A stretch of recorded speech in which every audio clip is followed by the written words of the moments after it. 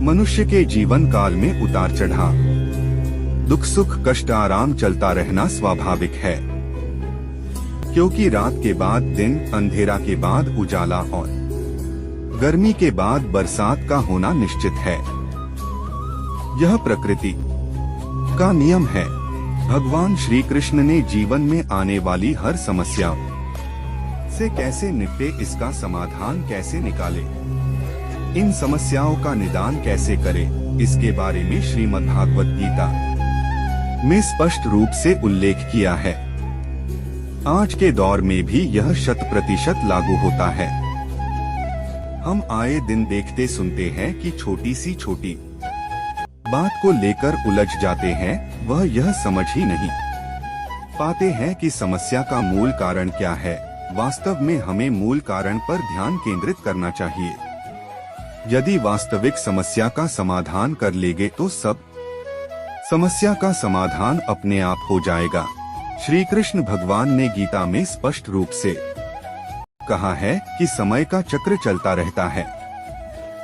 इसीलिए कहा जाता है कि कभी किसी गरीब को देखकर उसका तिरस्कार नहीं करना चाहिए। हो सकता है कि वह पुरुष गरीब है और कल तुम गरीब हो जाओ। इंसान चाहे गरीब हो या अमीर, सब ईश्वर के द्वारा बनाए गए हैं। हम तो अपने कर्म के अनुसार गरीब और अमीर हैं। ईश्वर के निगाह में सब बराबर है, सबको उनके कर्मानुसार फल मिलता है। इस कहानी के माध्यम से मैं आपको समझा रहा हूँ कि इंसान का समय उसके कर्म के अनुसार कैसे परिवर्तन ले लेता है कि उसे मालूम ही नहीं होता।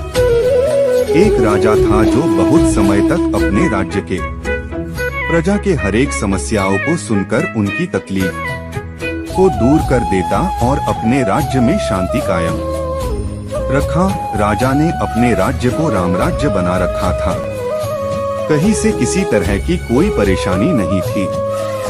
सारी प्रजा अपने राजा से बहुत खुश रहते थे। उस राजा का चारों तरफ दूसरे राजा भी गुणगान किया करते थे।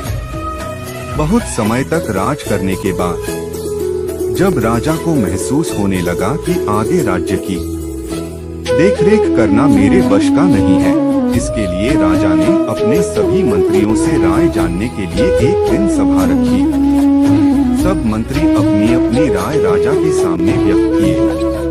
अंत में राजा ने अपने मन की बात मंत्रियों के सामने व्यक्त किए। सभी मंत्री राजा के बात पर सहमत हो गए। तब राजा अपने उत्तरदायित्व से मुक्त होकर राज्य को अपने बेटा को सौंपकर सुनसान स्थान की तलाश में अपने राज्य की सीमा से बहुत दूर जंगल की ओर चले गए। इधर बेटा के पास राज्य का सत्ता आने के बाद वह अहंकार, लोभ और ईर्ष्या में इतना मदमस्त हो गया कि अपने राज्य के मंत्रियों और प्रजा के साथ अन्याय और अत्याचार करना शुरू कर दिया।